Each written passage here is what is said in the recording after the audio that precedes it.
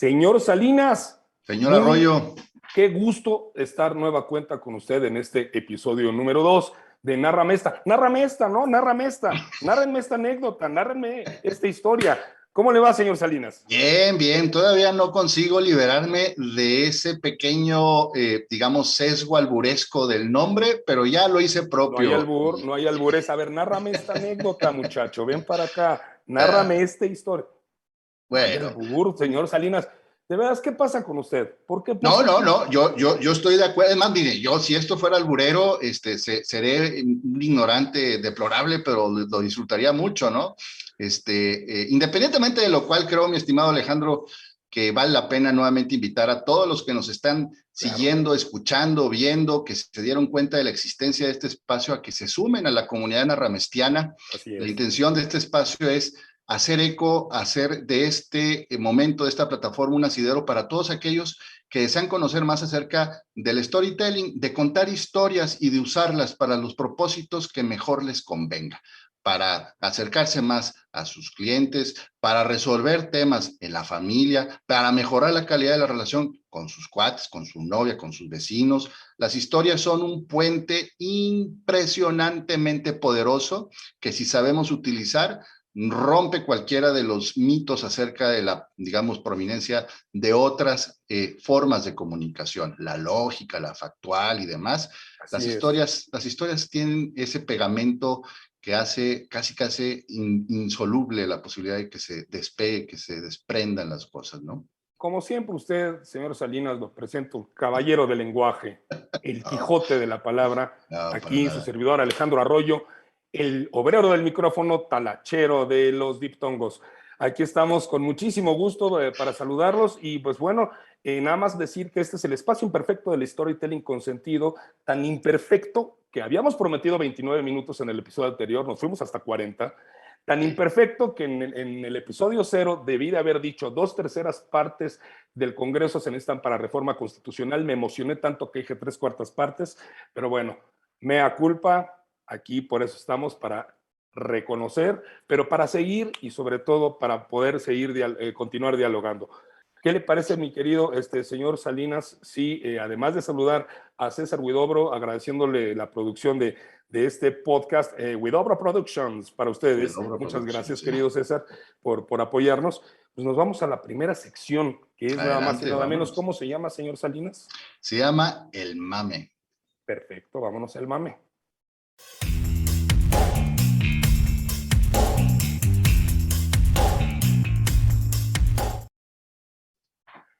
Pues sí, como todos ustedes saben y como lo hemos estado viniendo planteando en estos episodios, el mame pues, es aquella conversación que eventualmente es viral. Es viral, como lo hemos dicho también aquí. ¿Qué es viral o cuántos temas hay virales? Hay cualquier cantidad de temas virales, esa es la realidad. Pero esta ocasión escogimos uno, señor Salinas, uno que tiene que ver, a ver qué le parece. A ver. Uno que plantea nada más y nada menos del rey del mame en México. ¿Sabe quién es el rey del mame en México? El que todos los días está ahí, todo el mundo habla de él, todo el mundo le pega, todo el mundo lo ama, muchos lo quieren quemar en leña verde, otros lo quieren poner en un altar. ¿Sabe quién es el rey del mame en este país? Pues es muy difícil no atinarle. Yo supongo que debe ser el señor presidente de nuestro país. El señor presidente de México es el rey del mame. Lo peor es que cuando yo escucho todo el mame que se trae, lamentablemente escucho como que música de banda.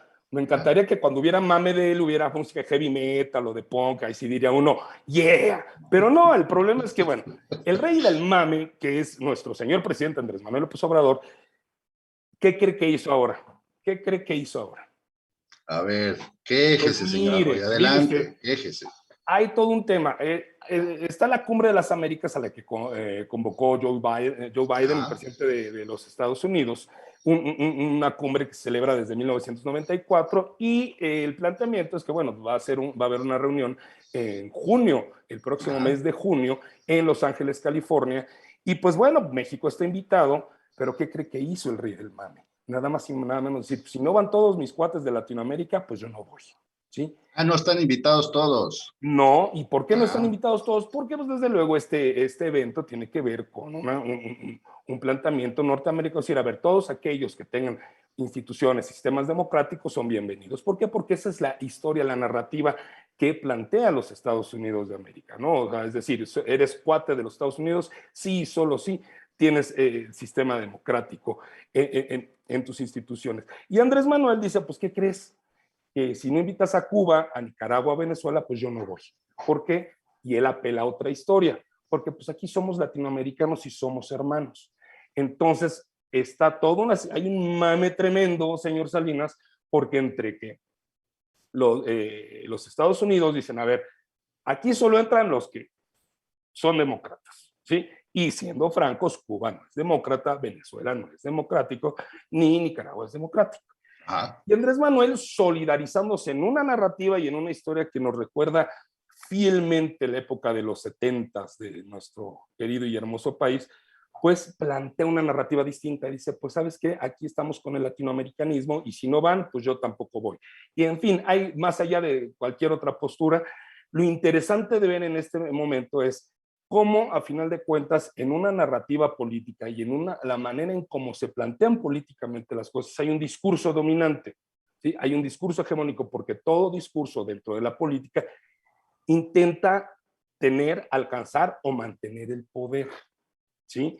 Entonces, aquel que tiene el poder, en este caso, pensemos la Cumbre de las Américas, los Estados Unidos a nivel continental, procura que su discurso y su narrativa y la historia que cuenta se mantenga esa hegemonía.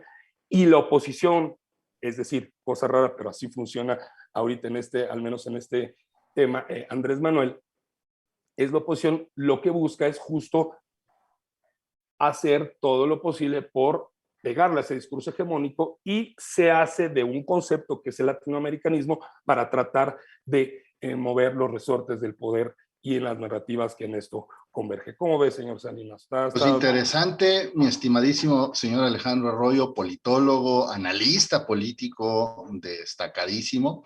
Mire, yo le voy a dar mi interpretación de esta aparente disyuntiva. De lo que me queda claro es que hay posturas encontradas y cada una de esas posturas apela a una historia distinta.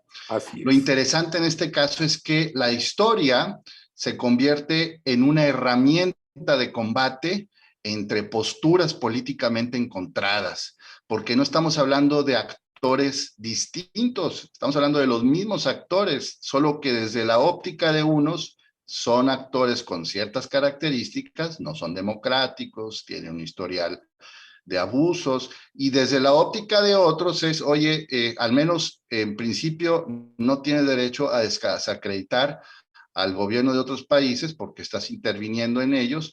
Y en el segundo es muy relativo eso de que no son democráticos, porque si a esas vamos, probablemente también tengas muchas vigas en tu ojo.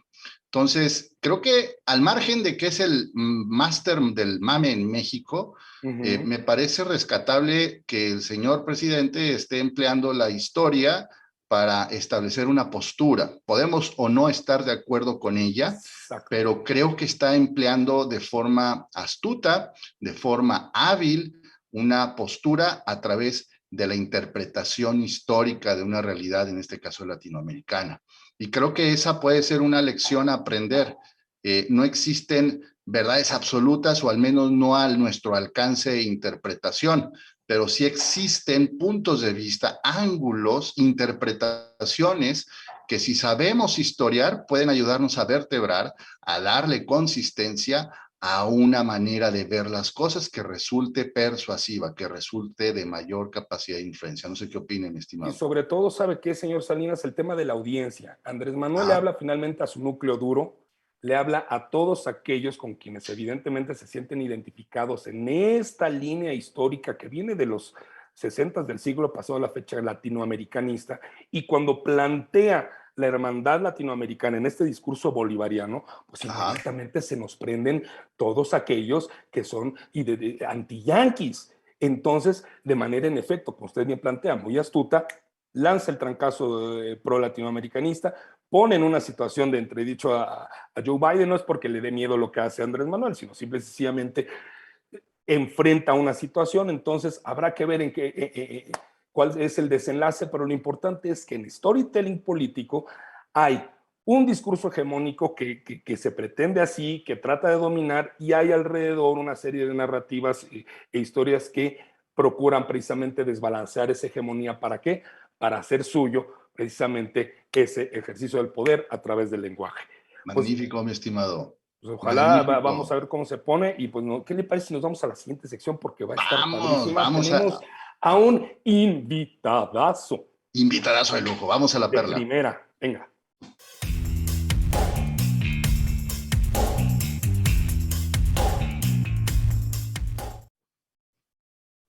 Ya estamos de regreso después de esta pequeñísima pausa, solo para darle entrada a Daniel Salinas Basabe, nuestro invitado de lujo, el segundo en la historia reciente de esta comunidad narramestiana. Daniel Salinas Basabe, escritor, periodista, analista, creativo, académico, bueno, en fin, es un trotamundos, es rockero, es padre de familia, es mexicano. No sé qué otras cosas hay que atribuirle. Tiene 14 libros publicados. Acaba de sacar uno recientemente que es El Samurái de la Graflex, pero tiene en su haber, mencionábamos poco antes de iniciar esta transmisión, tiene en su haber muchísima producción literaria, textual, crónica, entre ellos un blog que está cumpliendo este año nada más y nada menos que 20 asiduos años de estarlo nutriendo de Es de los interpretaciones, pioneros. referencias, semblanzas, comentarios, críticas, posturas, en fin, alguien que adora la lectura y es inevitable para él la escritura. Te damos la bienvenida, mi estimadísimo Daniel, mucho gusto de tenerte con nosotros. Bienvenido, Daniel. ¿Cómo están, colegas? Julio, Alejandro, qué gustazo para narrarles esta, qué gusto. Buenos días. Muchas gracias. Emocionado de estar con ustedes. Al contrario, mi estimado Daniel, mira, la intención de invitarte, además de que hacer ya evidente y elocuente nuestra intención de que sientas este espacio en delante como propio, es también aprovechar de ese enorme caudal de experiencias, de tu trayectoria, de tu vocación, que ha sido muy cercana a la de la creación de historias. Finalmente, como periodista, estuviste documentando la vida cotidiana a través de historias. Y como literato, no se diga, eres cuentista, eres alguien muy asiduo también al ensayo, te gusta escribir, en este caso, ficción, sin renunciar del todo a la parte documental y la crónica y incluso a la semblanza. En ese sentido, mi estimado Daniel, nos gustaría mucho aprovechar este espacio para que nos contaras desde tu óptica qué significan las historias y cómo ves tú que estas resuelven, animan, construyen, deforman, recrean la vida cotidiana de las personas, de las instituciones, de los negocios, etcétera. Las historias nos definen como humanidad. Nosotros podemos empezar a hablar de historia de la cultura a partir del momento en que empezamos a compartir historias. Digo, probablemente en la época de la historia ágrafa o en la época de los neandertales y los sapiens, habría historias alrededor del fuego, pero quizá lo primero que nuestra primera gran globalización o nuestro primer concepto de humanidad tuvo que ver con historias que nos identificaban. Es decir, en el mundo antiguo tú podías vivir en Egipto o en Hispania, lo que te unía era la Ilíada o la Odisea de Homero, que en ese momento eran todos en el mundo helénico o en el mundo grecorromano, las conocían y las dominaban y estaban unidos en torno a esa historia, una historia de una guerra antigua en el Asia Menor, en Troya, pero que tiene nombres, que tiene personajes con características muy distintivas, con personalidades contrastantes. Y entonces, si tú ibas al mundo antiguo, digamos al año 500 o al año 100 antes de Jesucristo, todos, al menos en el mundo occidental, se identificaban con Aquiles, sabían quién era Héctor, o sabían quién era Helena de Troya, o sabían quién era Ajax, Priamo, etcétera. Entonces, estábamos unidos en torno a una historia. Correcto. O simplemente los principales cultos monoteístas, o bueno, cualquier culto politeísta incluso, ¿cómo se define? ¿Cómo son sus dogmas, sus explicaciones? A partir de historias. Es decir, el mismo Jesucristo histórico, cómo se explicaba a través de parábolas, a través de historias. Es decir, le pones rostro, le pones nombre a una persona y narras lo que le sucedió. Entonces, si te pones a ver, toda cultura parte siempre de un mito que la une. O sea, puede ser el Popol Vuh o puede ser el Génesis, pero partes de una historia donde ocurre algo, donde hay un drama, donde hay un desenlace, donde hay un conflicto, donde generalmente hay un nombre o varios nombres reconocibles. O sea, es decir, le pones cara, le pones personalidad, le pones nombre, y esas historias son las que te unen al final como cultura, como sociedad, como religión, etcétera. O sea, no es casualidad que todas las religiones se expliquen a través de historias. Ojo, soy ateo, no es ninguna apología de los cultos monoteístas, pero tenemos que entender que todas las culturas humanas están unidas a partir de historias. Oye, Daniel, una pregunta que siempre en lo particular y conversándolo con mi querido señor Julio Salinas, es lo que detona cuando alguien elige o prefiere dedicarse a algo, ¿sí? Siempre hay algo detrás, siempre hay un acontecimiento, siempre hay un detalle, más allá de si es positivo o negativo, hay un acontecimiento. ¿Recuerdas tú qué acontecimiento muy concreto ocurrió en tu vida, llámese en cualquiera de sus etapas, en la que hayas pensado, yo quiero hacer esto que estoy haciendo y lo veo como propósito de vida a partir de que hayas leído un libro, de que alguien te haya dicho, mira, esta es una maravillosa carrera, algo que has visto en la televisión? Digo, vaya, no lo sé. ¿Ubicas el detonante que te llevó a dedicarte a lo que hoy te dedicas?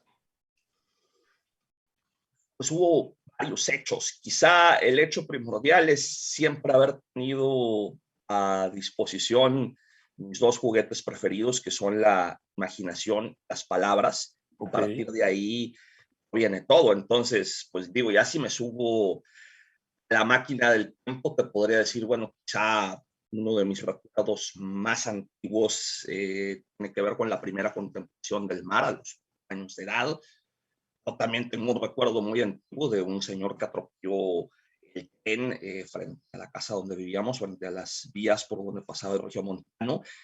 Pero también los primeros libros, recuerdo muy bien el primer libro que leí yo solo, es decir, el descifrar las palabras, el poder a partir de poder hacer esa traducción, que finalmente el leer, escribir es traducir. Así es. Pues es una fascinación. Y de una u otra forma, siempre fui lector. Creo que ese es el hecho fundamental. Siempre, ¿cómo te conviertes en escritor? Eso ya se da por generación espontánea, eso ya se da como consecuencia lógica. Lo verdaderamente fascinante es cómo te conviertes en lector. Y una vez que te conviertes en lector, lo más lógico, el paso natural es que en algún momento sientas el impulso de escribir. Es como si ves a unos niños jugando fútbol, en algún momento se te va a antojar patear la pelota. Claro. Lo fundamental es leer. Lo más importante es ser lector. Escribir no importa tanto. Oye, Daniel, para quienes nos están viendo, nos están escuchando, ¿cuál sería tu recomendación para mejorar o para emprender una aventura en la construcción de historias? Y no estoy pensando en escribir grandes novelas, sino en mejorar su capacidad para relatar sus propias experiencias. Y eso que les sirva para transmitir mejor lo que vive a sus familiares, para transmitir mejor sus ideas en su ámbito de trabajo, con los cuates o en la vida cotidiana. ¿Cuál sería, en tu opinión, las prácticas o las técnicas o los consejos que tú les darías? Lo primero para contar una historia, bueno, es ponerle rostro al personaje, ponerle sangre en las venas, ponerle emociones, poder ponerle sudor. Puedes hablar de un fenómeno en el mundo y lo puedes explicar a partir de datos macro, de estadísticas, de conceptos, y eso no va a tener tanta fuerza como si lo personalizas en una sola historia, en una sola persona a la que le pones nombre y a la que le creas un entorno y una circunstancia. En el fondo, todo el tiempo nosotros estamos contando historias. Cuando llegas a tu casa y dices, bueno, pues me tocó el tráfico, como me sentía, o me pasó esto, pésimo día en la oficina, no sé. Siempre llegas y estás contando una historia, y una historia que la estás personalizando, pero a veces lo olvidamos. Y creo que los discursos o las narrativas que tienen más fuerza son aquellas que se personalizan. Es decir, si yo te hablo de 30,000 muertos en la guerra de Ucrania, no tiene tanta fuerza como si yo te hablo de Igor Shevchenko, que perdió a sus 2 hijos durante el bombardeo de una escuela. Entonces, Igor Shevchenko es una persona que a lo mejor tiene tu edad, que a lo mejor es un padre de familia como tú. Entonces dices, pues, aunque esté a miles de kilómetros, él tiene emociones y siente como yo, y a partir de su drama, yo me veo reflejado en su drama, yo me veo reflejado en su tristeza, yo me veo reflejado en su horror, y eso siempre va a poder mucho más la historia de decir, bueno, te voy a citar 10 estadísticas, gráficas, datos macros que sí, pues están comprobados, que sí pueden ser un soporte, que sí son necesarios. Al final de cuentas, lo que te llega, lo que te sacude, lo que te involucra, es cuando cuentas una historia y cuando involucras a una persona. Y es lo que muy a menudo a veces olvidamos o olvida, por ejemplo, el periodismo. El periodismo se tiene que construir a partir de historias, con nombre, con narrativo, con circunstancias. Correcto. Oye, Daniel, yo sé que si nosotros pudiéramos conversar acerca del universo de historias que te has encontrado, desde luego tú eres un productor, un creador de historias a partir de lo que haces a nivel literario, pero también como periodista has encontrado una cantidad espectacular de historias y pudiéramos hablar, estoy cierto, horas y horas sobre el tema, pero me gustaría mucho a ver si hay la oportunidad, y pensando también en la audiencia que nos hace el favor de escucharnos, yo te preguntara, así de bote pronto, ¿cuál es la historia que más te ha impactado hasta este momento de cualquiera que haya sido? ¿Qué nos compartirías? ¿Haya escrito yo? Sí, que hayas escrito tú o que hayas escuchado de fuera, cualquiera de las dos. Me referiría quizá a la frontera baja californiana como mi territorio narrativo. No voy a centrarlo en una sola, sino este territorio narrativo que es el que más me ha inspirado historias. Es decir, yo creo que si yo no hubiera sido reportero en Tijuana, es posible que no fuera escritor, o sin duda sería un escritor muy diferente al que soy. No me reconocería en narrativa, porque gran parte de la narrativa de ficción y de no ficción que he hecho está inspirada en estas calles, está inspirada en este entorno, en todo lo que me rodea, que es como un grandísimo tornado de almas y contrastes, donde todo es posible. Y es como si el entorno, como si las calles te estuvieran narrando 1000 historias al mismo tiempo, y que no deja de sorprenderme. Es decir, he narrado otras historias en lugares muy lejanos, incluso en lugares que nunca he visitado, como Kazajistán o los Balcanes. Qué maravilla. No son menores. La mayoría de mis historias de ficción, podría decir que 3/4 partes, ocurren en este espacio, en la frontera baja californiana. Y creo que lo fundamental es no perder la capacidad de sorpresa, la capacidad de extrañeza. Es decir, salir a caminar las calles de tu colonia, salir a caminar las calles de tu ciudad, tratar de mirarlas con los ojos del perfecto extraño, tratar de mirarlas con los ojos del recién llegado, tratar de imaginar, estás tú en esta ciudad que recorres todos los días, pero que es la primera vez que la estás viendo, este es tu primer día aquí y que todo te resulta infinitamente extraño, que todo te resulta desconocido, todo es una sorpresa. Entonces, nunca perder esa mirada, nunca de pronto dar vuelta en una cuadra que nunca habías dado, tomar una ruta que nunca habías tomado, mirar a los ojos de alguien en la calle. Es decir, a veces hace falta un movimiento muy, muy, muy pequeño para que de pronto descubras todo un entorno que rodea de personajes, de situaciones que están ocurriendo delante de ti, que a menudo no las ves. Pequeños dramas de todo tipo, ¿no? O sea, simplemente volteas y de pronto te das cuenta que hay un nido de cuervos que están teniendo un romance, un conflicto en lo más alto de un poste, y delante de ti están unos delfines frente a las Islas Coronado, y hay un barco donde a lo mejor van algunos inmigrantes que están tratando de cruzar sin papeles, y todo el tiempo están ocurriendo mil y un cosas alrededor. Yo no sé, a lo mejor que hay una casa de seguridad donde se están viendo los últimos minutos de vida de una persona que está secuestrada, y ahorita en este momento alguien está cruzando el mar y alguien está contemplando esta ciudad por primera vez, porque todo el tiempo está llegando nueva gente, alguien se está bajando por primera vez en la central de autobuses, alguien va a contemplar esta ciudad por última vez. Bueno, tratar de aprender todo eso. Qué maravilla, ¿no, señor Salinas? La parte esta de mirar los ojos desde los ojos del extraño, ¿no? Del que como que para no perder esta capacidad de sorpresa. Qué maravilla, qué maravilla. Sí, coincido completamente, señor Arroyo. Daniel, ha sido un privilegio tenerte con nosotros en este espacio. Me quedo con un montón de ideas que vamos a rescatar en la edición de este espacio, al que te invitaremos seguramente más adelante, si nos lo permites. Vamos a promover la extensa obra del señor Daniel en los promocionales e incluso en la publicación de este episodio, que saldrá pronto. Y también estaremos invitando a la gente a que, si ya te conocen, pues te reconozcan y te sigan viendo. Como bien dicen, la lectura de un libro siempre lo reinventa, ¿no? Entonces puede ser que ya hayas leído ese libro, pero lo vuelves a leer y te encuentras con otra cosa.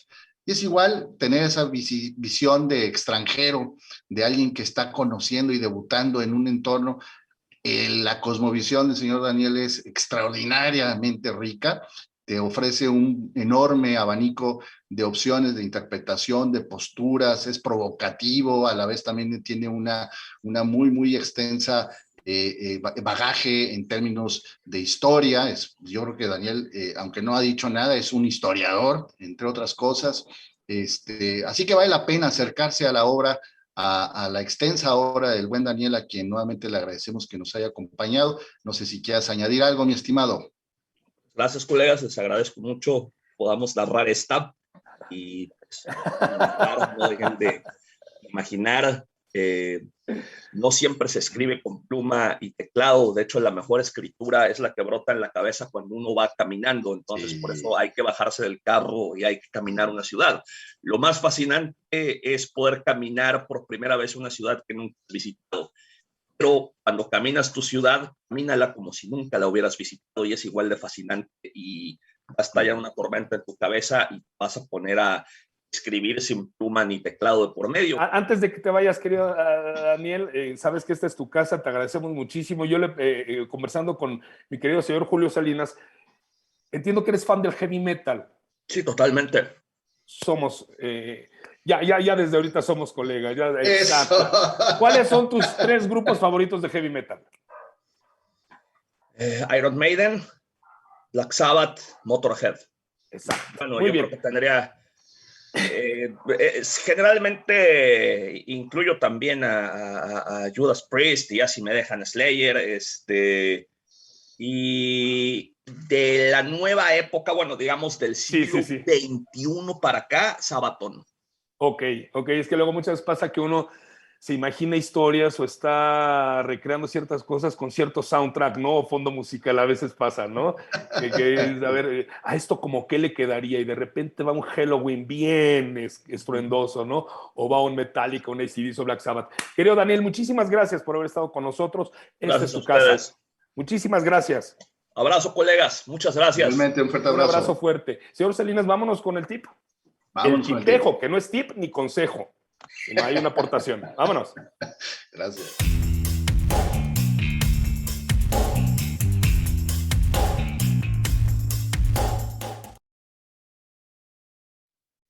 Fíjese que llamó la atención esta parte del tipejo, que no es ni tip ni consejo, sino simplemente una aportación. Ahí lo puse en una publicación y muy generosamente me comenzaron a escribir y nos comenzaron a escribir al Business Storytelling Lab, que es la entidad que produce este formato y esta idea de Nárrame Esta.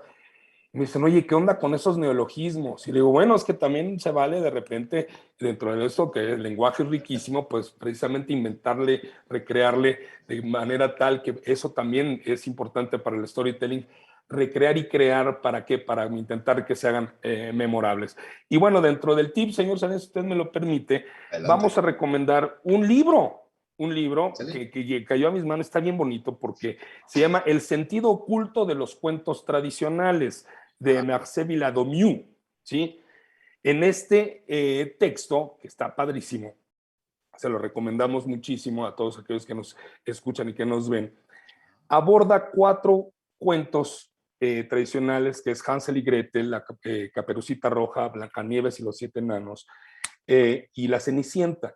Y lo que postula de manera central este texto es que al final del día hay ciertas historias que son, fíjense qué interesante, hermanos menores de textos sagrados, es decir, un poco lo que mencionaba Daniel, cómo parte toda nuestra cultura precisamente a partir de los grandes relatos que nos constituyeron como civilización. Y hay cuentos muy famosos que traen cierto tipo de hilos, cierto tipo de enseñanzas que al final del día tratan de adecuarse, adaptarse a ciertos momentos, pero que provienen precisamente de grandes enseñanzas de antaño. Este que se llama El sentido oculto de los cuentos tradicionales, Marcel Villadomieu. ¿Qué le parece este tip, querido señor Salinas? Magnífico, mi estimado. Espero que pronto me comparte el libro para leerlo. ¿Cómo no? Hay que hacerlo así. Tiene toda la relación con este programa, porque empezamos hablando de un mame que es la interpretación de los hechos, la interpretación de los hechos, los ángulos a través de los cuales interpretamos un mismo evento. Y luego pasamos a una deliciosa conversación con Daniel Salinas, en la que, entre otras cosas, hablamos de esa visión fresca que debe estar permanentemente presente en nuestro recorrer, que es la interpretación como extranjera de la vida, que cada día es un debut, que cada día estamos estrenando, aunque sea dentro de las rutinas, nuevas experiencias. Y ahora llega usted con esa especie como de psicoanálisis de textos infantiles, que resulta ser, digamos, revelador en términos de lo que refiere a obras previas, a epopeyas previas, a escrituras, en este caso, sagradas, ¿no? Entonces, enhorabuena, me da muchísimo gusto que haya dado el tip. Espero que vengan más adelante más tips, mi estimado. Así es, así será. Y pues bueno, ya nos vamos, mi querido señor Salinas, de este episodio número 2 de Nárrame Esta, el espacio del storytelling consentido, el espacio imperfecto, tan imperfecto que seguimos 3 a cámara. ¿Ya se dio cuenta? Seguimos. Aquí nuestro productor, nuestro querido César Huidobro, se nos durmió. Quién sabe a dónde fue, pero no pasa nada. No pasa nada. Así es esto, porque de eso se trata, que sea espontáneo, que sea ligero, que sea ágil, y esperemos que siga siendo de su agrado. Suscríbanse a nuestro canal de YouTube, estamos ahí también en las redes sociales de Facebook y de LinkedIn, y pues bueno, ahí está el señor Julio Salinas, el gran señor Alejandro Arroyo. La palabra, le agradezco muchísimo su atención y su compañía. Gracias, querido Daniel Salinas, muchísimas gracias. Nos vemos, colegas. Muchísimas gracias por estar aquí. Gracias. Nos veremos pronto. Hasta pronto. Las putas.